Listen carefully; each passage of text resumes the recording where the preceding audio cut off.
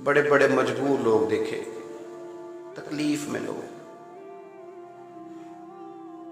ہمارے مدارس میں نا، مدرسوں میں غریب بچے آتے ہیں، جب ہم ان کا پیچھے پس منظر دیکھتے ہیں تو بڑی تکلیف ہوتی ہے. یعنی غریب گھر ہے. ایک دفعہ یہ بھی سننے کو ملتا ہے کہ اس مہینے ہمارے ہاں بل نہیں جمع ہوا. میں 2-4 دن پہلے نا، میں نے اپنے مدرسے کے اساتذہ سے کہا کہ چند بچوں کو میں نے دیکھا کپڑے بڑے پتلے ان کے، معلومات کرو.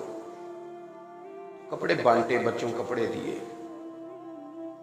ایک بچے کو میں نے پرسنلی، وہ بڑا ہے، سیانا ہے ذرا، میں نے اس کو پرسنلی بلایا. میں نے کہا یار تجھے جوڑا دیا تھا، وہ کدھر ہے، پہنا کیوں نہیں؟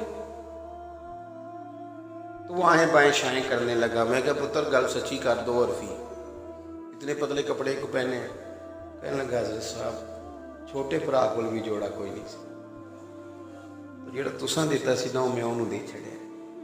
مجھے اس پر ترس نہیں آیا، اپنے اوپر غصہ آیا کہ یار تیرے پاس اتنے جوڑے ہیں، تو کتنا کو ناکام آدمی ہے کہ دینے بھی آیا تھا تو ایک دیا، 2 کیوں نہیں دیے؟ پھر میں مطلب اپنے آپ پہ غصہ آتا ہے، تکلیف ہوتی ہے کہ تو روز جلسے پہ جاتا ہے، نئے سے نیا جوڑا پہنتا ہے. ان پر تیری توجہ زیادہ ہونی چاہیے.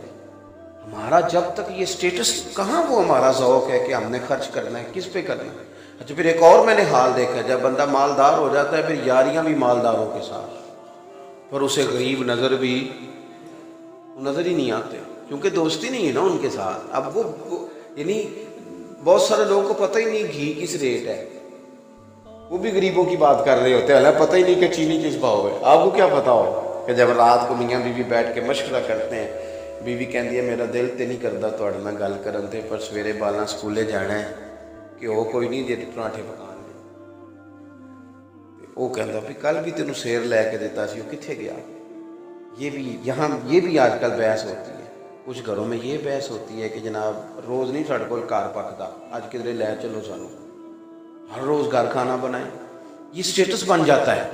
اور میں نے دیکھا ہے ڈھیر ساری جگہوں پہ. میں ایک گھر میں تھا، ملک سے ذرا باہر تھا، تو ان کے دروازے پہ بیل ہوئی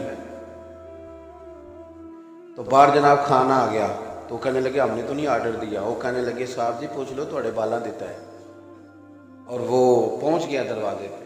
اب وہ اس میں سے تھوڑا سا کھائیں گے، باقی فارغ ہے، پچھلے سال کے کپڑے فارغ ہیں.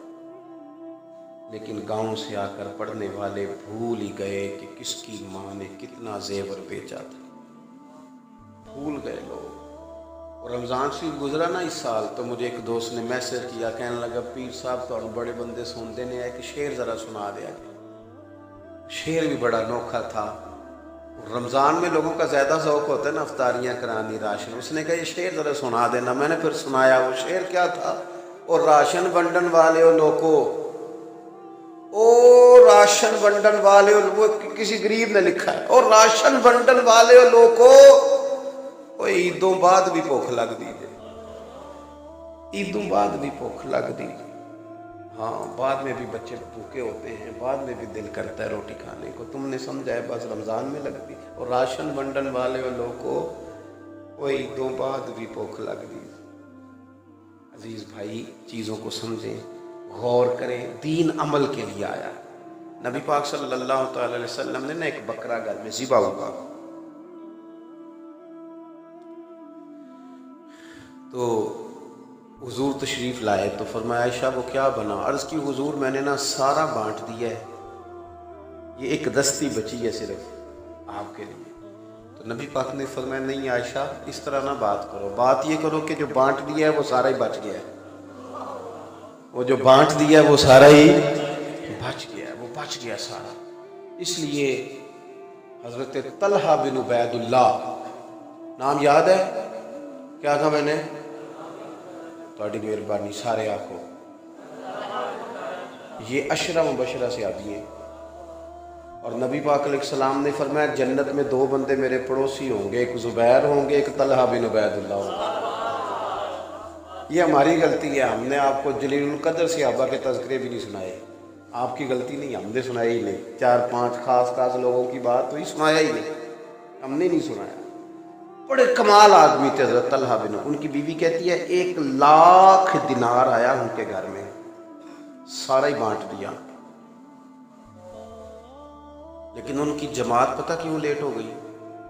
इसलिए कि उनका कुर्ता फटा हुआ था और मैं सी रही थी, मैं सी रही। तो इल्म अमल के लिए है, बात ज़्यादा नहीं करनी, बस ख़त्म करने लगा हूँ।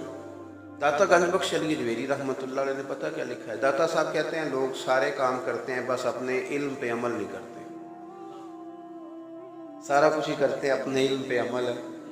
दाता साहब ने कमाल जुमला लिखा है, अगर मेरी तरह के वो लोग जो दो चार रेड़े तिरछे लफ्ज़ पढ़ लेते हैं, बोल लेते हैं, वो अगर गौर करें तो शायद उन्होंने बात बड़ी बहुत ही बड़ी कर दी।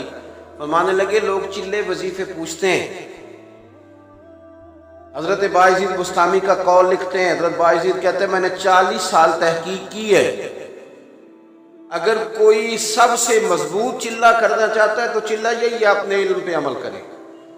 पर दाता साहब ने बड़ी बात लिखी। दाता साहब फरमाते हैं लोगों से कहो ना आग पे चलो तो चल लेते हैं, लेकिन उनसे कहो ना अपने इल्म पे अमल करो, वो नहीं करते।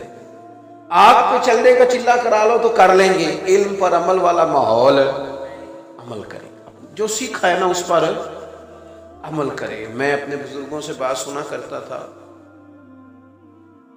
कि एक सीधा साधा आदमी था, तो मौलाना साहब की तकरीर सुनने चला गया। तो उस ज़माने में आपको पता ही है वाशरूम जो इस आजकल जिस सूरत में, इस सूरत में बाथरूम नहीं होते थे, लोग बाहर जाते थे खेतों में कज़ाए हाजत को। तो मौलाना ने एक एहतियाती मसला बयान किया। उन्होंने कहा कोशिश करो कि जब पेशाब करो तो नरम जगह पे करो ताकि छींटे ना पड़े। हदीस में बड़ी सख्त मुमानत आई है, जो बंदा पेशाब के छींटों से ना बचे सख्त सजा है। उसने अमल करना था ना, बंदे ने अमल करना था। उसने कहा खो हमारा तो इलाका भी सख्त है, कहीं से रेत मंगवाई। जब वाशरूम उसे आता तो वो रेत बांधता थोड़ी सी कपड़े में, परने में, पहले वो ज़मीन पर रखता, उसमें पेशाब करता ताकि छींटे उड़ के मेरे कपड़ों पे ना पड़े। हदीस में सख्त हुक्म आया है। सादा आदमी था। एक दिन फिर किसी ने उससे कहा कि जनाब चलो मौलाना ने खिताब करना है।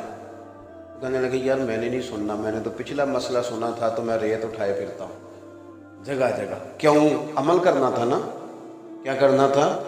हमें लोग पता क्या कहते हैं? कहते हैं टाइम दे दो, टाइम दे दो, टाइम दे दो। तो हम कहते हैं जो इतने सारे दिए उन पे अमल हो गया। वो जो इतनी सारी बातें आपने सुनी वो उस पे अमल हो गया। फिर उसके बाद बाज़ लोग ये भी कहते हैं आपने 30 मिनट तकरीर की थी। मैं कहता हूँ यार तकरीर तो 5 मिनट भी बड़ी काफ़ी है। शर्त ये कि बंदा अमल करे, शर्त ये कि बंदा अमल करे। हमारा